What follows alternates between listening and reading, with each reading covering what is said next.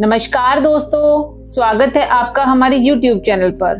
दोस्तों, उड़ीसा के पुरी में स्थित जगन्नाथ मंदिर में देश विदेश से लाखों श्रद्धालु दर्शन करने के लिए आते हैं और यहाँ से निकलने वाली रथ यात्रा की तो बात ही निराली है। यह विश्व भर में प्रसिद्ध है।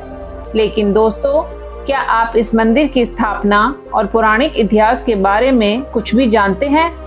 अगर नहीं जानते तो आपको आज के इस वीडियो के माध्यम से घर बैठे ही भगवान जगन्नाथ मंदिर की कथा अवश्य ही आनंद की अनुभूति कराएगी। दोस्तों, बहुत समय पहले की बात है। एक राज्य हुआ करता था जिसके राजा का नाम इंद्रधुमन था। राजा और रानी भगवान विष्णु के बहुत बड़े भक्त थे और उनके मन में यह इच्छा थी कि किसी तरह उन्हें भगवान विष्णु के साक्षात दर्शन हो जाएं और उनका जीवन सफल हो। एक समय की बात है, राजा इंद्रधुमन को एक ऋषि मिले। वह भगवान विष्णु के बहुत बड़े भक्त थे। ऋषि ने राजा से कहा, क्या तुम भगवान विष्णु के दिव्य रूप नील माधव के बारे में जानते हो? राजा ने उत्तर दिया, ब्राह्मण, मैं तो इस विषय में अब तक अज्ञानी रहा हूँ। कृपया करके बताइए कि मेरे आराध्य देव के इस दिव्य रूप की पूजा कहाँ होती है? ऋषि बोले, मुझे भी उस स्थान के बारे में पता नहीं है, इसलिए आपसे पूछा। लेकिन लगता है कि मेरी खोज जारी रहेगी। आप भी मेरी सहायता कर सकते हैं। राजा ने अपने मुख्य पुजारी के भाई विद्यापति को आदेश दिया कि वह उड़ीसा जाए और उस जगह का पता लगाए जहां विष्णु भगवान के स्वरूप की पूजा की जाती है।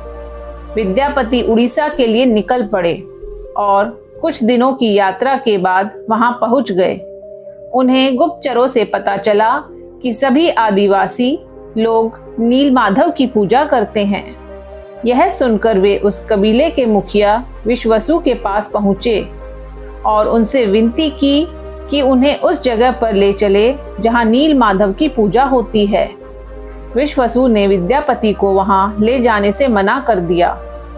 विद्यापति ने मुखिया के विश्वास को जीतने के लिए उसकी बेटी से विवाह कर लिया। कुछ समय बीतने के बाद विद्यापति ने अपनी पत्नी से कहा कि अपने पिता से विनती करें कि उन्हें नील माधव के दर्शन करा दें। बेटी की विनती सुनकर विश्वसु तैयार हो गए, परंतु उसने शर्त रखी कि विद्यापति की आंखों पर पट्टी बांधकर उसे वहां ले जाया जाएगा। विद्यापति मान गए। अगले दिन आंखों पर पट्टी बांधकर मुखिया विद्यापति को नील माधव की मूर्ति के पास ले गए। विद्यापति ने रास्ता याद रखने के लिए छोटे छोटे कंकर गिराए और दर्शन करने के बाद वापस लौट आए। अगले दिन उन्हीं कंकरों की मदद से विद्यापति नील माधव की गुफा तक पहुंच गए और मूर्ति चुरा ली। जिसके बाद विश्वसु को पता चला कि उसके भगवान की मूर्ति चोरी हो गई, तो वह बहुत दुखी हुआ। अपने भक्त के दुखी होने से भगवान भी दुखी हो गए और गुफा में वापस लौट गए। उन्होंने राजा इंद्रधुमन को साक्षात दर्शन दिए और वादा किया कि एक दिन वह वापस जरूर लौटेंगे, पर शर्त है कि उनके लिए एक विशाल मंदिर का निर्माण करवाए। राजा ने एक भव्य मंदिर भी बनवा दिया और फिर भगवान विष्णु से मंदिर में विराजमान होने के लिए कहा।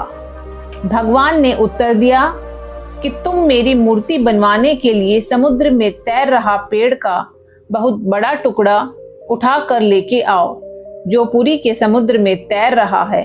भगवान ने उत्तर दिया कि तुम मेरी मूर्ति बनवाने के लिए समुद्र में तैर रहा पेड़ का बड़ा टुकड़ा उठा कर लेके आओ, जो पुरी के समुद्र में तैर रहा है।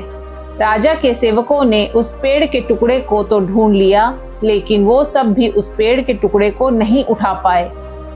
तब राजा को समझ आ गया कि भगवान नील माधव के अनन्य भक्त सबर कबीले के मुखिया विश्वसु की सहायता लेनी पड़ेगी।